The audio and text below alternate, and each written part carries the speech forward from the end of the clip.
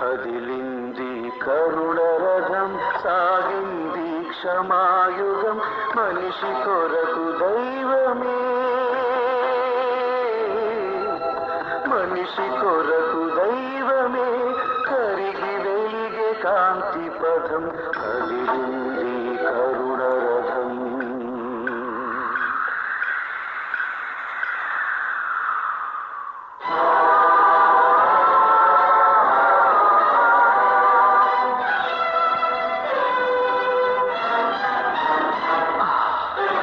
మనుషులు చేసిన పాపం